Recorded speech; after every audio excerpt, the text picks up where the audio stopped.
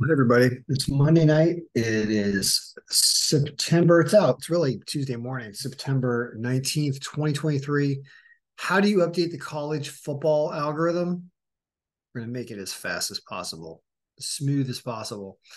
So it follows a lot of the same logic that many of the other algorithms I've developed do.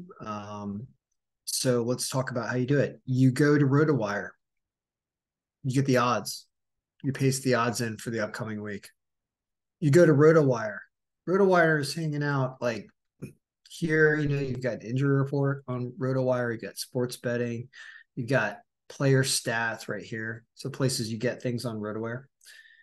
Well, you import odds, import injuries, import player stats, which is like 6,000 some players long. It actually takes a while to paste this in here because there's so many players. I mean, it'll run for seconds and seconds sometimes, depending on your processing, but it's just a lot of data. So you put that in there. Then you go get the current standings information from a different source. And this is a source here. It's sportsreference.com. When you follow that link, you should give them credit as we should. They ask that we give them credit, so we will give them credit. They provide excellent information with this standing sheet that RotoWire, I believe, does not have. You can export this as an Excel file here and get the Excel workbook. And then that area goes here in this standings tab, starting right here. And once you've done those things, you've kind of set up the week for all the stats you need. It doesn't take too long, a couple minutes to go grab these, copy, paste them, maybe 5 minutes. Really not bad to get all this information in here.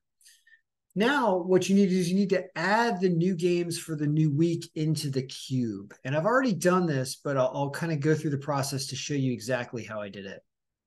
So it was right about here at week 4. For example, we'll do we could do week 6, right? We could also do week 6, even though there will be no lines, but I'll show you an example of how we would do week 6.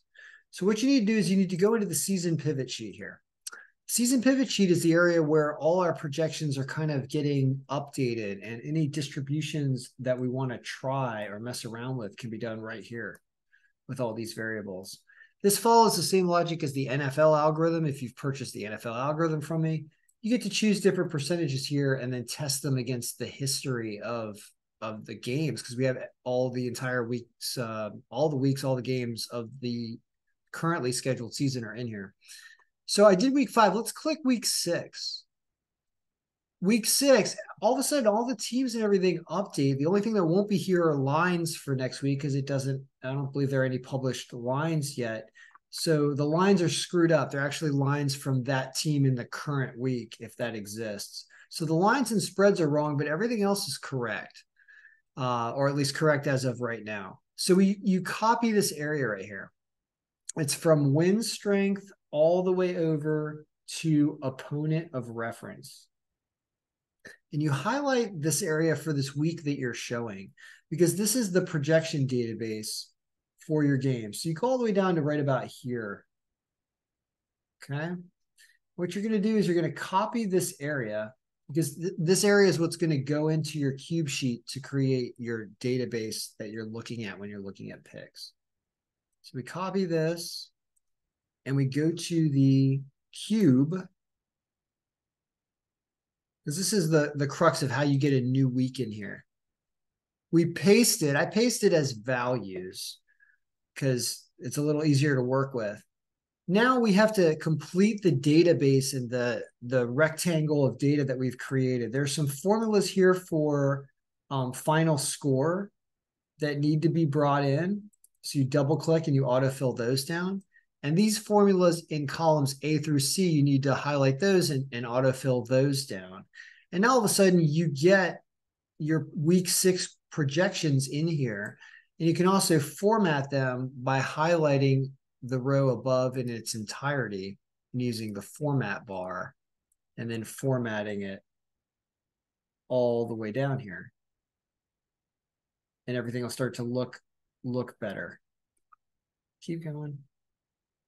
Keep going. Wants to almost get there. There we go. That did it. Now, as I said, the lines are not correct, so I'm actually going to remove them. because I don't want to confuse anyone with these lines who actually receives this file, because I'm actually going to leave this in here for you. This line and this spread are not accurate for week 6. But now that we've done that, all of a sudden, week 6 will now exist in here. And there it is. So I'm actually showing you by win score and projected score who it thinks the top picks are in week 6, not week 5. You need to buy the algorithm for week 5. But I wanted to show you how you would do this. There are no lines on this game, so it's not really all that helpful right now. But week 5 is in here, and it's for people who already purchased the algorithm and subscribed. But I wanted to just kind of show you the process because it actually was pretty quick. Here we are very early on Tuesday morning, and I was able to update this in less than an hour. And I will tell you that when we look back at, for example, how it did in week 4, that some things are interesting are starting to happen because we're getting more conference games against conference games, and I'm understanding the strength of schedule differential number. But basically, games at the top where the strength of schedule differential was reasonable, those looked pretty good, especially with home teams. Your home teams back in week 4 last week ended up going 21-6 and -11 strength of schedule differential is what Cincinnati loses with. Oklahoma was -7. Mississippi State, I still don't know why it had them favored against LSU. They got crushed. Not too bad. Anyway, point is this is the video showing you how to update things. And I'm lowering the price on this for the rest. There's only a couple weeks left in September. I will probably obviously continue updating this week to week, but I'm not going to be doing videos with frequency like I do with NFL. I found that college football is fun, but it's every Saturday. My Saturdays are going to be taken up with other things, and I kind of do dedicate a lot of Sunday because NFL is so prominent and so many people are relying on me for NFL to watch the NFL games. I can't commit to spending Saturdays to watching college football because there's just too much going on. So I'm going to passively keep track of the results, but I'm not going to be going full steam. We have hockey and basketball and college basketball, NBA and college basketball coming up over the next month and a half. And so I wanted to get the college football algorithm ready and kind of standardized by doing the odds, doing the injuries, doing the player stats, doing the standings, double checking your schedule times, which is something I did today as well, which is also from sportsreference.com. Here they have their own schedule as well as the standings. They got both here. So they're really helpful, and that is who you can use for that. But anyway, I just wanted to do this video because it's not that bad to update this thing. And once you start to really learn what the season pivot is doing. Oh yeah, I just showed week 5 by accident when I clicked it here. Hold on a second. I may as well show it. I'll give it away to everyone. This is the last week I'm giving it away. Week 5 is here. And so when I brought I'm just sharing everything. I don't care. I want everyone to be happy. What do you do in week 5? Here's some things that the algorithm is going to start doing. It's going to start telling you weird, interesting stuff. So no results yet in week 5. No final scores, no payouts, no anything. Just projected margin of victory and win strength. So what it's doing is it's showing you in order where it thinks teams will win and by a lot. Okay. So for example, USC should probably crush Arizona State. They've got a huge margin. They're supposed to win 41-14, right? Enormous. Okay. Well, the line is minus 4,500. That's unbettable. So you can't really do much with a game like that. So what you start to look at is, well, where are there reasonable lines up here? And these teams are showing up here. What is the algorithm doing that is pointing toward this team? And as long as the strength of schedule differential is not awful and not ridiculously terrible here, then this is going to be a reasonable pick. So Georgia Southern over Ball State, even though it's away at only minus 250, they're probably going to win. It says they win by 19 points. Florida State over Clemson, even though it's away, they're only minus 125, but they're supposed to win by 20 points according to the point projection. So you'll see some things start to pop up here. And while I wouldn't focus on away teams, I think one of the filters we really should be using is home teams. I kind of feel like just like in college basketball, where you don't want to find yourself betting on an away team because home teams win so much more in college basketball. I would argue that in football, I'm seeing a lot of the same trends, of course, not every time. But what if you just look at home teams with reasonable lines here? Okay. Um, well, you could sort this. This is some kind of round robin that I'm probably going to start doing is I'll take this and I'll sort it by descending by money line, showing the best lines of home teams that the algorithm picks.